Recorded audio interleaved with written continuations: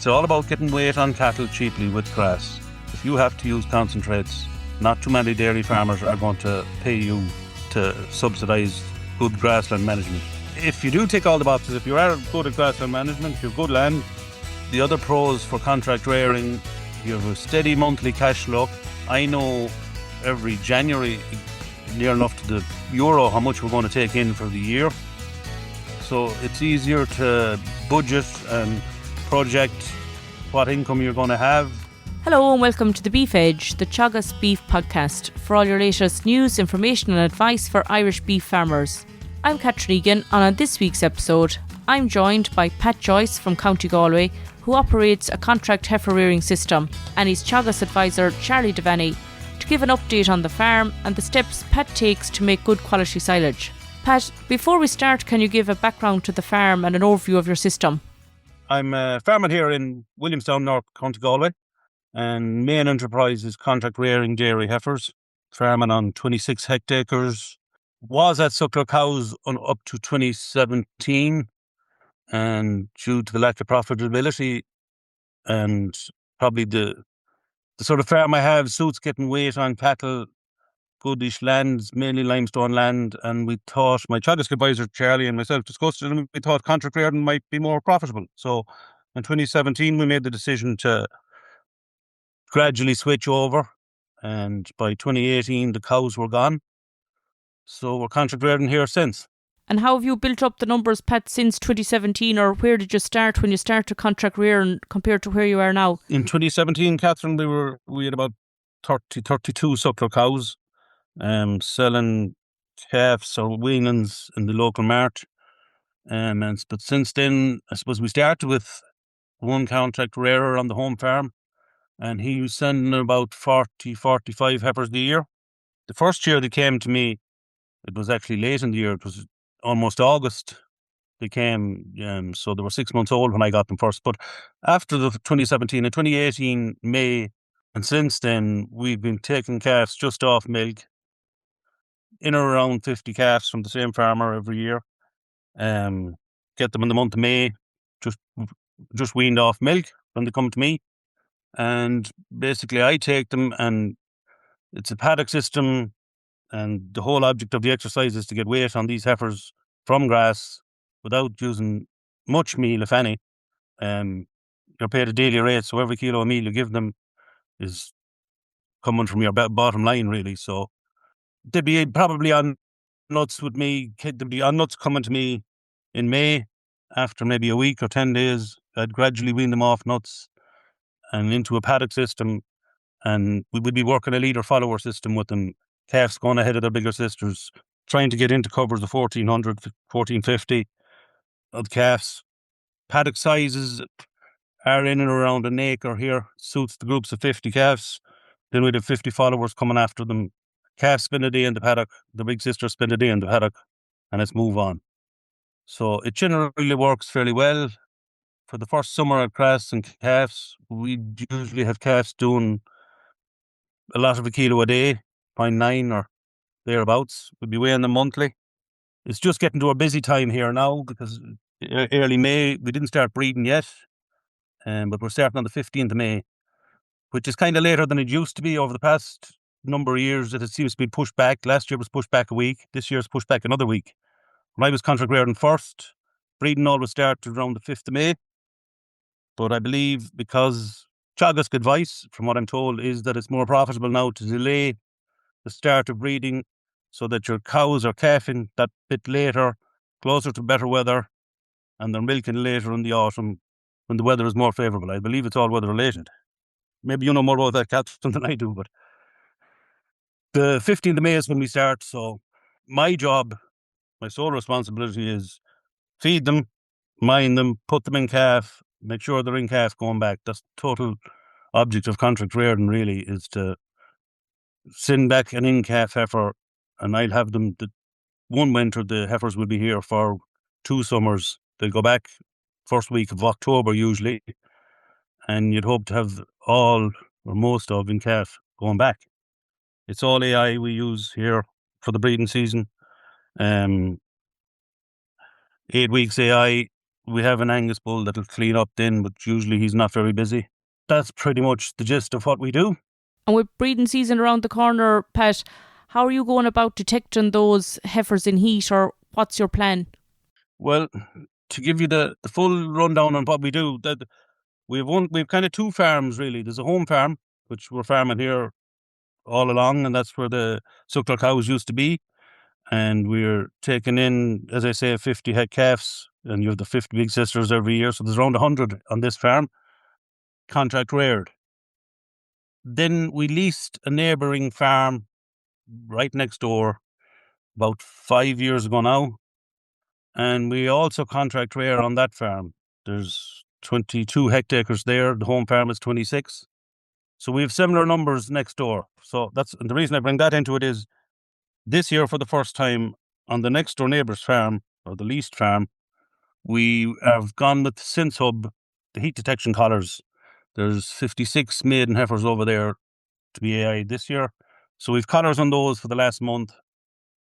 I find it, so far, before we start at all, very helpful. And it's given me heat detection every day of the week. It's telling me who's a bull and for how long, optimum time to AI them.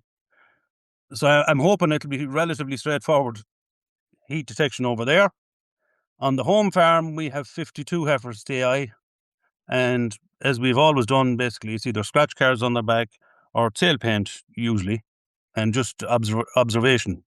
For the first month or thereabouts, you serve and observe any heifers that you see a bull in for the first 8 to 10 days. I think the actual program is 10 days observe, serve.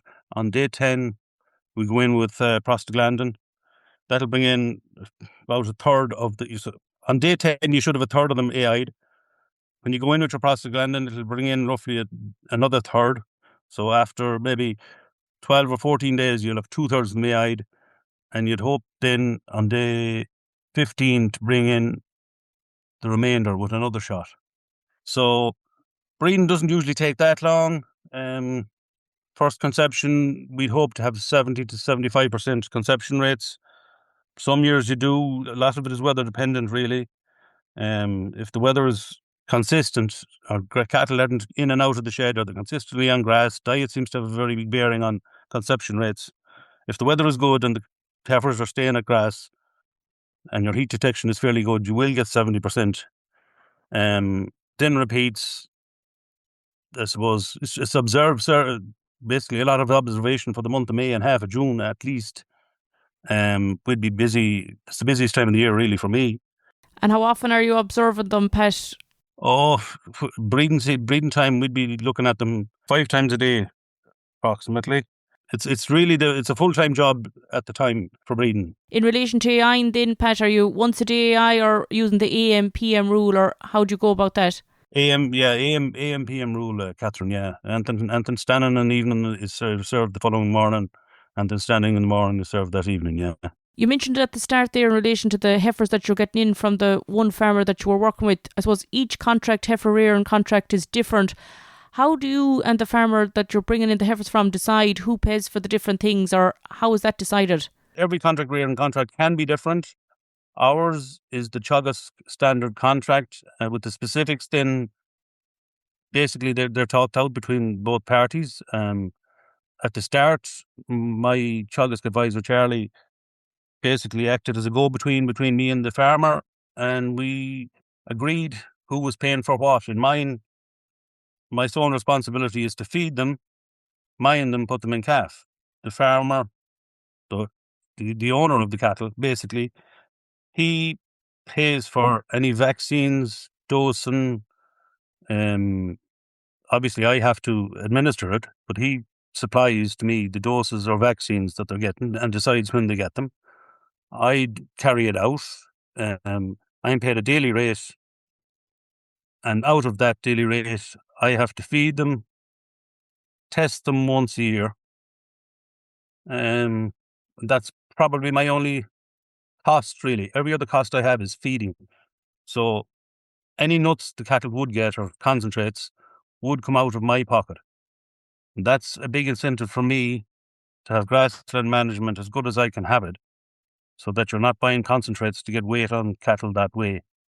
And I can understand why a dairy farmer wouldn't want to supply concentrates, and I know some dairy farmers that do, but it takes away the initiative from the contract rearer to do the job well and get cattle fit for AIing in May at 12 months of age or 15 months of age without the use of concentrates. Like, anyone could get weight on cattle if someone is supplying concentrates to you.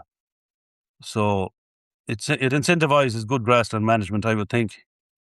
And that's the way my contract is. And I'm happy enough with it, I suppose, at the moment anyway. And I suppose, Pat, because of managing those costs on the farm, making quality silage is something that's become very important to you and something you've focused on a lot in recent years. Yeah, it's essential for my business, Catherine, yeah. Top quality silage, if I haven't got that, I'm into concentrates, which, as I said, when it's not included in your rate, you just couldn't be contract rearing if you didn't have top quality silage. I need heifers in the shed for the winter, probably to average at least 0.6 of a kilo a day, in or around. Now, you will always have the straggler, maybe one that isn't going as well, and you might pull in a pin of 2 or 3 or 5, and you might have to nut them for a month to get them back on. And by saying nutting them, I mean maybe 2 kilos a day as well as good silage to get them back on target. But I wouldn't want to be blanket nutting 50 or 60 heifers in the shed, or, it just wouldn't add it up. So I do concentrate on making the best quality silage that I can.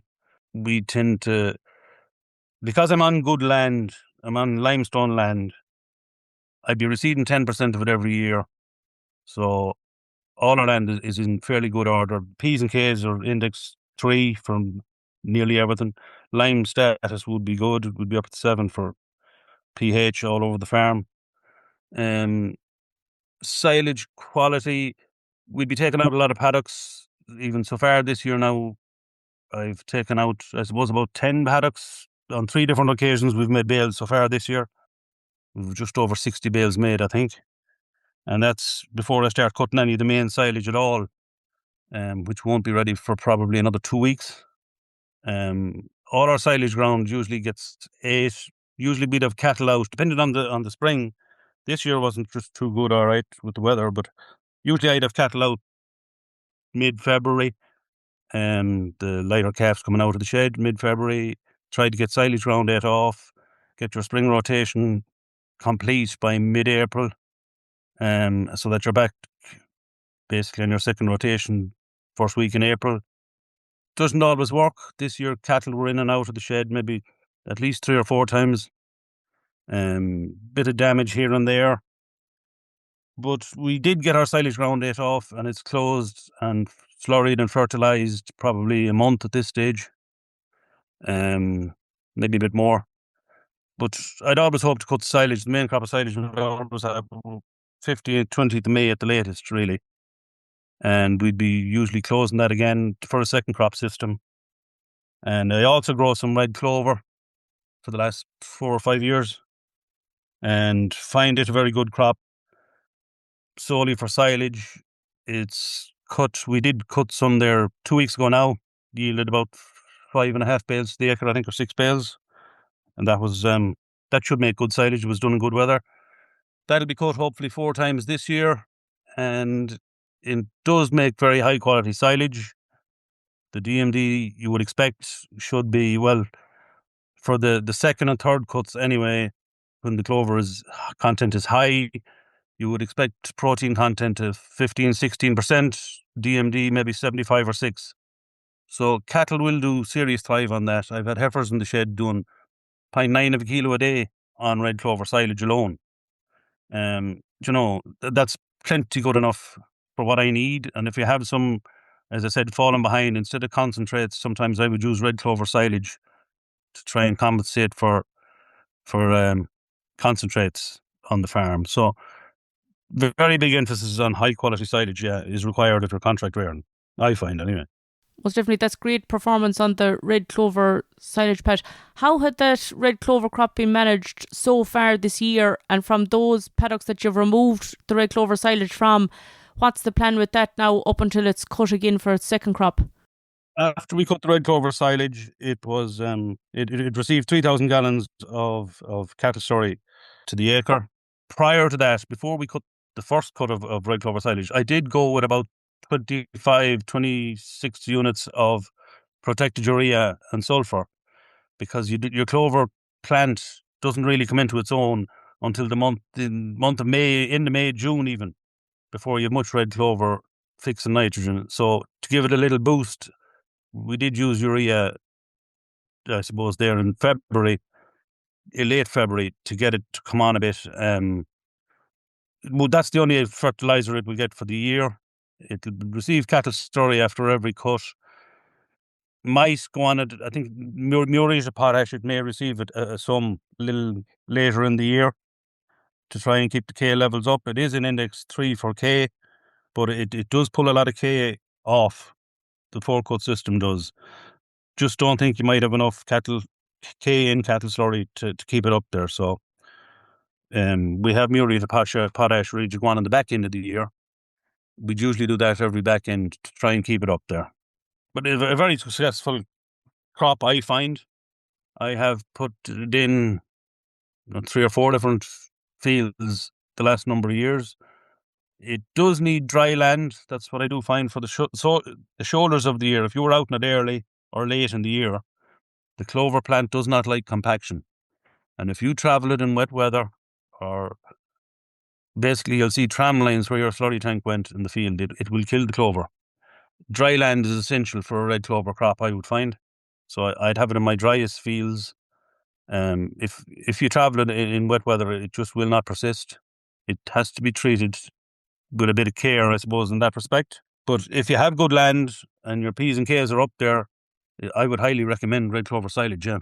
That's great, Pat. I suppose you've learned a lot from your experience in the contract heifer rearing system. What advice would you give to any farmer that's listening that's considering perhaps going down the contract heifer rearing route?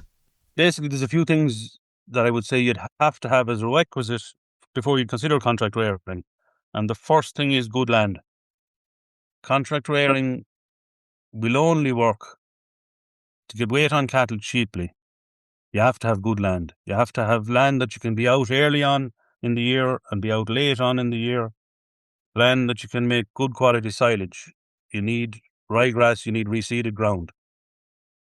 It pays to reseed good land. I don't think it does on poorer ground. So if you have good land and you tick those boxes, the next thing you need really is good grassland management. You need an infrastructure. We are fairly well set up here with farm roadways, paddocks, troughs. That was set up, I suppose, back from the suckler cow days. But we're improving it all the time. And as I said earlier, we are reseeding 10% of our land every year. That's a requisite as well for contract rearing. It's all about getting weight on cattle cheaply with grass. If you have to use concentrates, not too many dairy farmers are going to pay you to subsidise good grassland management, you know. So if you do tick all the boxes, if you are good at grassland management, you have good land, I would say, yeah, it's definitely it's more profitable, I find, than suckler cows were back in 2018. Now I know a lot has changed in the last year or two with regard to the price of beef, and maybe that's as good now. But the other pros for contract rearing, you have a steady monthly cash flow. I know every January, near enough to the euro, how much we're going to take in for the year. So it's easier to budget and project what income you're going to have. You can have a fair idea what outgoings are pretty much the same every year.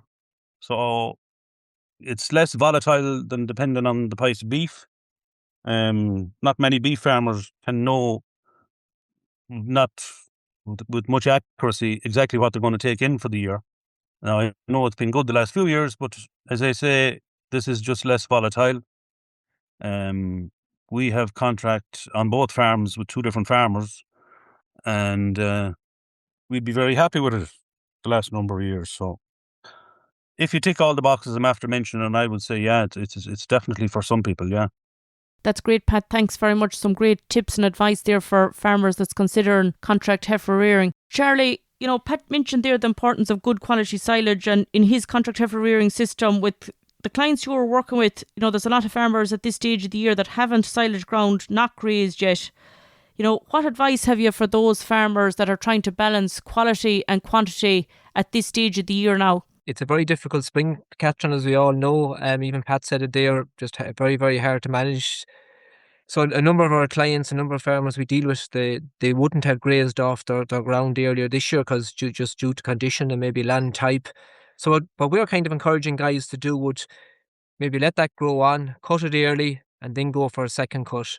What we've seen here consistently with the farmers we're dealing with is just, I suppose it's a rule of thumb, and it's something that, as I say, we've seen it coming back, the silage results. If you cut around the 15th of May, you're probably around 75 DMD. End of May, you're in around 70 DMD. Middle of June, 65. And the end of June, 60 DMD. Now, there's other prerequisites there, but that's a rough rule of thumb if you're taking up a spring crop. And that's what we've seen consistently coming back, the results. So if you have a heavy crop of grass there, maybe take it out early. Pat mentioned there 5 to 6 bales to the acre. That could be the return you're looking at. And then maybe go for a second cut after that. The other thing, a lot of the clients we're dealing with, I know on the call, Pat would have mentioned a good bit about contract rearing, but there's a lot of suckling around here as well. And what we would find with those, for the cows, you may not, especially spring calving cows, you may not need top quality silage, so you can afford to let that bulk up.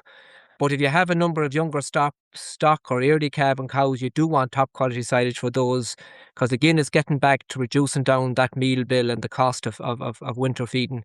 So even if you are doing bale silage, for argument's sake, you could afford to take out one field early, because to feed a number of weanlings, you may not need a huge number of bales. So one field of early cut silage might be enough for your weanling cattle or your young cattle or your growing cattle, plus a couple of early calving cows.